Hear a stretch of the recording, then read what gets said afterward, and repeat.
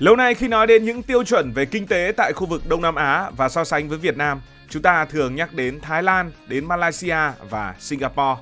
Vậy khi nào Việt Nam chúng ta sẽ vượt qua những quốc gia này về quy mô nền kinh tế?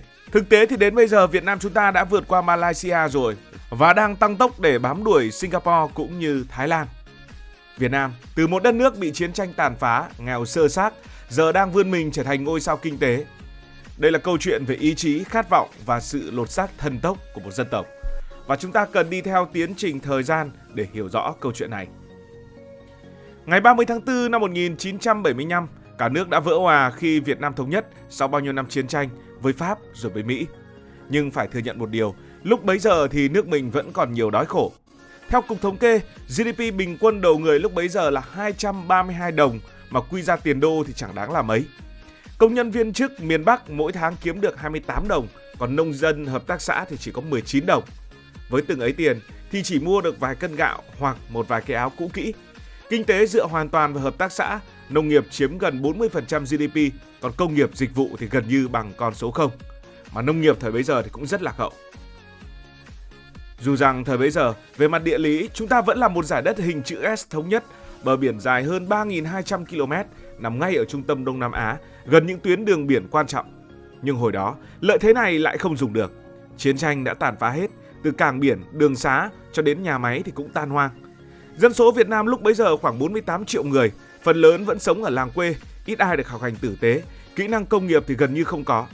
Thời bấy giờ đúng là thời mà nhiều người thậm chí là từ lúc sinh ra cho đến lúc mất đi có khi không đi ra khỏi làng. Việt Nam độc lập rồi nhưng trước mắt là cả một núi khó khăn. Năm 1975, GDP của Việt Nam chỉ là 1,2 tỷ đô la Mỹ. 1,2 tỷ đô la Mỹ là một con số cực kỳ khiêm tốn. Cùng thời điểm đó, hãy cùng thử so sánh với quy mô nền kinh tế các quốc gia Đông Nam Á khác. GDP của Singapore lúc bấy giờ gấp 5 lần Việt Nam, Malaysia gấp gần 8 lần Việt Nam, Thái Lan gấp hơn 12 lần Việt Nam. Nói thẳng thì chúng ta còn thua xa tất cả những quốc gia vừa kể trên. Dân tộc nào cũng có khó khăn, nhưng điều quan trọng là phải tìm cách đi đúng hướng. Từ năm 1976 đến năm 1985, Việt Nam đã cố gắng xây lại từ đống tro tàn. GDP tăng trung bình 4,65% mỗi năm. Nghe thì ổn nhưng thực tế là vẫn còn rất chậm nếu so với trượt giá và lạm phát.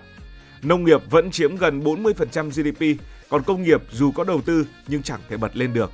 Lạm phát thì khủng khiếp, giá cả tăng vù vù, dân chúng khổ sở vì tiền mua chẳng được gì nhiều. Quốc tế thì cấm vận và hầu như chẳng có ai đầu tư, chỉ có Liên Xô và vài nước bạn giúp một chút. Giai đoạn này đúng là một giai đoạn quá khó khăn ngay sau khi kết thúc chiến tranh. Bước ngoặt với nền kinh tế của Việt Nam đó là năm 1986. Việt Nam đã tung ra chính sách đổi mới, bỏ kiểu kinh tế bao cấp cứng nhắc, chuyển sang kinh tế thị trường, mở cửa cho tư nhân và mời gọi đầu tư nước ngoài. Kết quả là GDP đã tăng mạnh khoảng 6,51% mỗi năm từ năm 86 đến năm 2000. Nông nghiệp giảm xuống còn khoảng 1/4 vào năm 2000. Công nghiệp và dịch vụ dần bật lên và chiếm trên 1/3 cơ cấu kinh tế của cả nước. Lạm phát từ 3 con số, có khi là 100 đến 200% hồi những năm 86 rồi những năm 88, xuống còn một chữ số vào những năm 1990. Thu nhập bình quân đầu người bạn có tin được không? Năm 1986 chỉ là khoảng 1.600 đồng một tháng, đến năm 1999 là 295.000 đồng một tháng. Thành phố Hồ Chí Minh, Bình Dương, Đồng Nai mọc lên hàng loạt những khu công nghiệp. Đồng bằng sông Cửu Long bắt đầu trở thành vua xuất khẩu gạo, giúp Việt Nam lọt top thế giới. Cảng biển được nâng cấp và Việt Nam bắt đầu kết bạn với thị trường quốc tế. ASEAN từng là một khối đối lập với Việt Nam thì Việt Nam đã gia nhập ASEAN vào năm 1995, ký hiệp định thương mại với Mỹ và Nhật. Các công ty Nhật, Mỹ, Hàn đổ tiền vào dệt may, điện tử rồi nhiều lĩnh vực khác.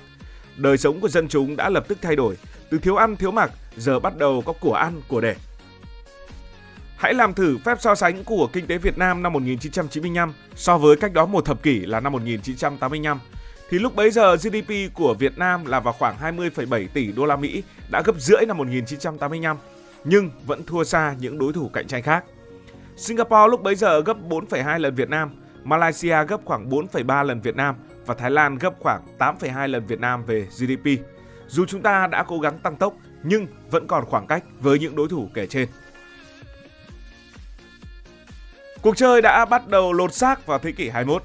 sang thế kỷ 21, Việt Nam tập trung kinh tế thị trường định hướng xã hội chủ nghĩa. Giai đoạn thập niên đầu tiên, GDP luôn tăng trung bình trên 7% mỗi năm, luôn thuộc top của khu vực. Đến năm 2008 thì Việt Nam đã thoát khỏi nhóm thu nhập thấp lên nhóm thu nhập trung bình. Và cùng với đà đó, đến năm 2019, GDP bình quân đầu người đã đạt hơn 2.700 đô la Mỹ, tức là gấp đến 15 lần năm 1990, từ mức rất nghèo lên mức bình thường. Tại sao lại có những chuyện tăng nhanh như vậy? Thì hội nhập quốc tế chính là con át chủ bài. Xuất khẩu liên tục tăng. Việt Nam đã ký 17 hiệp định thương mại tự do, gọi là những hiệp định FTA với hơn 60 nước. Đó là những nước từ EU, Nhật đến Mỹ, mở đường cho dệt may, điện tử, gạo, tôm để xuất khẩu khắp thế giới. Các tỉnh, thành phố cũng lần lượt trở thành những thủ phủ sản xuất, thu hút Samsung, Intel, LG. Samsung đã biến Việt Nam trở thành nơi sản xuất hơn một nửa số điện thoại của họ trên toàn thế giới. Bờ biển dài và vị trí địa lý là trái tim Đông Nam Á đã giúp Việt Nam trở thành điểm nóng của logistics. Cảng Cát Lái, Hải Phòng và rất nhiều cảng khác xử lý hàng triệu container mỗi năm. Đà Nẵng, Nha Trang trở thành những thiên đường du lịch đón chục triệu khách quốc tế, rồi còn rất nhiều những địa điểm khác. Đường cao tốc Bắc Nam được manh nha, sân bay Long Thành bắt đầu có những diện mạo đầu tiên. Hãy cùng làm một vài phép so sánh vào năm 2015. Thì năm 2015, GDP của Việt Nam tuy đã tăng, nhưng Singapore và Malaysia gấp rưỡi chúng ta, Thái Lan vẫn gấp 2 lần chúng ta. Nhưng Việt Nam đã dần bắt kịp với Malaysia. Một bước ngoặt kinh tế nữa đến với Việt Nam, đó là từ sau đại dịch Covid-19. Covid-19 đã làm cả thế giới điêu đứng, nhưng Việt Nam vẫn tăng trưởng gần 3% mỗi năm về GDP, lọt top đầu toàn cầu. Nhờ kiểm soát dịch tốt, xuất khẩu điện tử, dệt may, thiết bị y tế tăng vọt. Đó chính là những cú hích từ quãng 2020 cho đến 2024. Thành phố Hồ Chí Minh, Hà Nội là những địa phương đầu tàu kinh tế. Cảng Cát Lái xử lý hơn 7 triệu đơn vị container mỗi năm. FDI vào năm 2024 đạt 38 tỷ đô la Mỹ đăng ký và đã giải ngân được 25 tỷ đô la Mỹ. Đó cũng là một kỷ lục. Điện tử chiếm trên 1/3 xuất khẩu, cùng với đó là dệt may, gạo, tôm lúc nào cũng đắt hàng. Hãy so sánh với gần một thập kỷ trước thì GDP của năm 2024 đã gấp 2,5 lần của năm 2015, một cú bật tuyệt vời. Và hết năm 2024 thì Việt Nam đã tiến rất sát những đối thủ của mình. Singapore bây giờ chỉ gấp Việt Nam có 1,1 lần, Thái Lan chỉ gấp có 1,08 lần và Malaysia đã bị Việt Nam bỏ lại ở phía sau. Việt Nam đang hừng hực khí thế tiến lên. Và bây giờ câu hỏi lớn được đặt ra, khi nào Việt Nam sẽ vượt mặt nốt Singapore và Thái Lan? Theo dự đoán của World Economic League, Việt Nam đang trở thành một phép màu kinh tế của khu vực. Và dự báo đến năm 2029, tức là không xa nữa đâu, GDP của Việt Nam sẽ đạt 676 tỷ đô la Mỹ. Lúc này sẽ vượt Singapore chỉ hơn 650. Chắc chắn là vượt Malaysia bởi vì Malaysia chưa đầy 600. Và ngang với Thái Lan lúc bấy giờ cũng sẽ là 676 tỷ đô la Mỹ GDP. Tiếp tục cộng thêm 10 năm nữa đến năm 2039, dự kiến GDP của Việt Nam sẽ vọt lên 1.410 tỷ đô la Mỹ, đứng thứ 25 thế giới và bỏ xa Thái Lan hơn 400 tỷ đô la Mỹ. Bỏ xa Malaysia cũng khoảng cách như vậy, còn Singapore thì chưa đạt đến 1.000 tỷ đô la Mỹ, tức là chúng ta bỏ Singapore khoảng 500 tỷ đô la Mỹ. Đó là những dự báo cho thấy một tương lai tươi sáng của Việt Nam. Một tương lai mà ở đó kinh tế của Việt Nam sẽ tăng trưởng và sẽ vượt mặt những đối thủ ở trong khu vực Đông Nam Á, những quốc gia đã từng xếp trên Việt Nam. Nhưng tại sao Việt Nam lại giàu nhanh thế? Cần phải biết rằng từ GDP 1,2 tỷ đô la Mỹ vào năm 1975, chúng ta đã chuyển lên mức 476 tỷ đô la Mỹ vào năm 2024, tức là gấp khoảng 400 lần. Việt Nam đã làm gì để mà quy mô nền kinh tế gấp 400 lần trong quãng thời gian từ sau thống nhất như vậy? Bí kíp nằm ở đâu? Bí kíp nằm ở công cuộc đổi mới vào năm 1986. Đó là lúc bỏ bao cấp, mở cửa, mời gọi đầu tư nước ngoài và quan trọng là cho tư nhân làm ăn. Từ chỗ nhà nước ôm hết, giờ doanh nghiệp tư nhân mọc lên như nấm, đóng cả núi tiền vào nền kinh tế. Chính sách này đúng là chính sách thả lồng cho chim bay và những chú chim tư nhân đang giúp cho Việt Nam cất cánh. Tiếp đó chúng ta cần phải hội nhập. 17 hiệp định FTA, gia nhập ASEAN, gia nhập WTO, biến Việt Nam trở thành công xưởng, trở thành nhà máy của thế giới. Samsung, Intel, LG rồi rất nhiều những công ty khác chọn Việt Nam vì lao động rẻ và những chính sách ưu đãi. Xuất khẩu điện tử, dệt may, gạo, hải sản đi khắp nơi, từ Mỹ đến châu Âu. Kim ngạch xuất khẩu vào năm 2024 đã đạt trên 400 tỷ đô la Mỹ và so với năm 1975 thì gấp tổng cộng là 333 lần. Để có được những điều như vậy thì Việt Nam đã chuyển mình về kinh tế. Năm 1975, nông nghiệp chiếm đến 40% GDP. Bây giờ thì công nghiệp và dịch vụ đang dẫn đầu. Điện tử chiếm khoảng 38% xuất khẩu, dệt may 16%, nông sản 10%. Từ chỗ mà người Việt Nam tự hào vì xuất khẩu được rất nhiều lúa gạo thì bây giờ Việt Nam đã là nơi sản xuất và xuất khẩu đi iPhone, đi TV, đi rất nhiều những mặt hàng công nghệ, mặt hàng điện tử khác, rồi cả xe ô tô nữa. Công nghiệp lúc nào cũng tăng và công nghiệp bây giờ chính là trụ cột của nền kinh tế Việt Nam. Để có được điều đó thì chúng ta cần phải nói lời cảm ơn địa lý.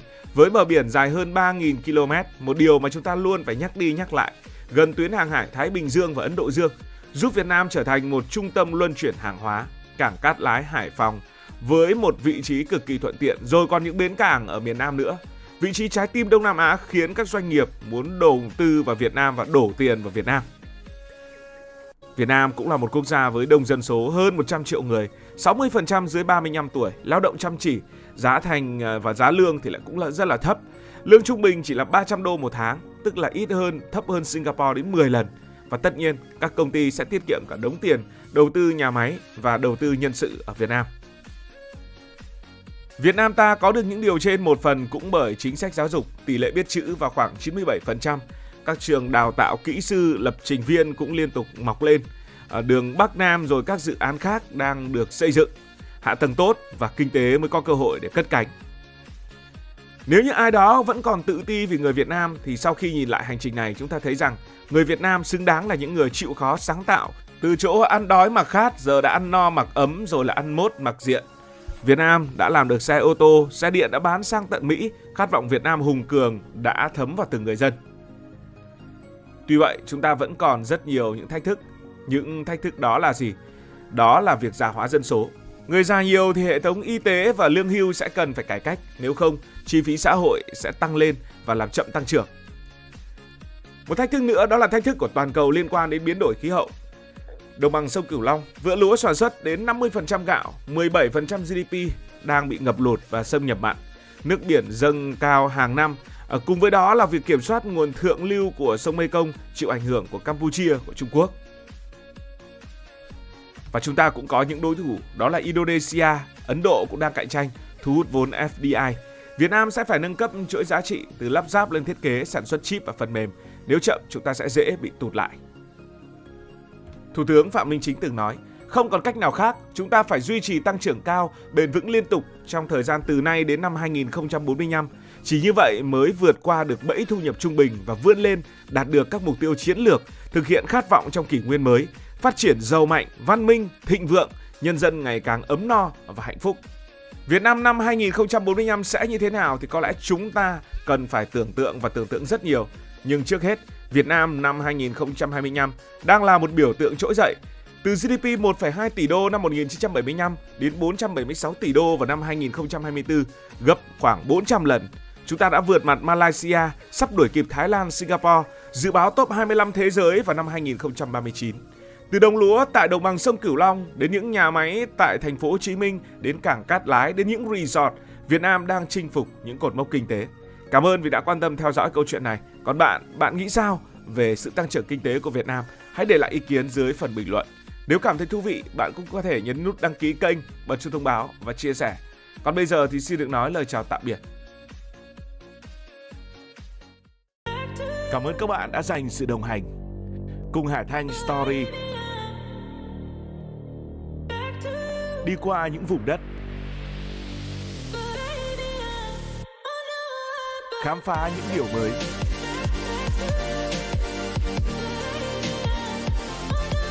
Đừng ngần ngại, hãy để lại những góp ý và xin được hẹn gặp lại.